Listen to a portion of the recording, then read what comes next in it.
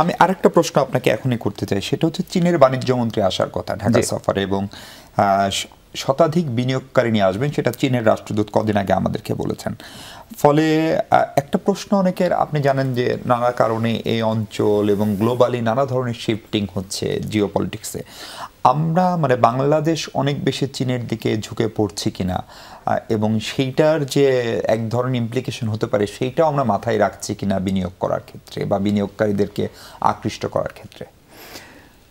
বাংলাদেশ তো একটা নিরপেক্ষ, আমরা সবসময় বলে এসেছি আমরা একটা নিরপেক্ষ দেশ, রাইট? আমরা কোনো ধরনের স্পেসিফিক্যালি এক্সট্রিমলি লিনিং কোনো কান্ট্রি না। সো আমাদের দেশে আমাদের সবচেয়ে বড় যেই স্ট্রেংথ, যেটা আমরা বলি যে আমাদের ইয়াং জেনারেশন, ইয়াং পপুলেশন, তাদেরকে সাপোর্ট করার জন্য যেই দেশ থেকে ইনভেস্টমেন্ট আসবে we will welcome it with open arms.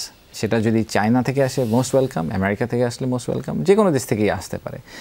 তো এবং আমাদের একটা বড় ইস্যুই কিন্তু আমি মনে করি কনসিস্টেন্টলি হবে এমপ্লয়মেন্ট জেনারেশন। আগামী গভর্নমেন্টগুলোর জন্য এই কর্মসংস্থান will be a big issue.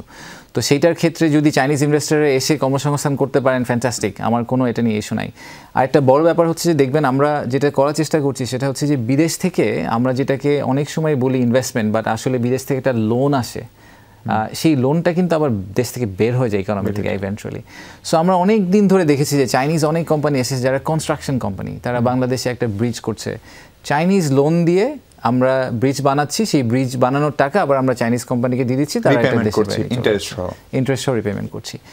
আমরা এখান থেকে শিফট করে জেনুইন ইনভেস্টমেন্টে যেতে চাই, যেখানে চাইনিজ একটা কোম্পানি এসে ম্যানুফ্যাকচারিং একটা প্লান্ট করবে, সেই প্লান্টটা পারপিচুয়ালি আমাদের এখানে থাকবে এবং আমাদের অনেক মানুষের এমপ্লয়মেন্ট জেনারেশন হবে।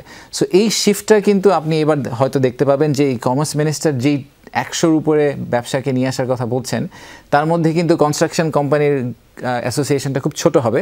এখানে অনেক বেশি টেক্সটাইল থাকবে, অনেক লাইট ইঞ্জিনিয়ারিং কোম্পানি থাকবে, যারা জেনুইন ম্যানুফ্যাকচারার, যারা বাংলাদেশে এক্স্যাক্টলি ফার্মাসিউটিক্যালস থাকবে, যারা বাংলাদেশে প্রোডাকশন করবে। That's the shift that we are looking for.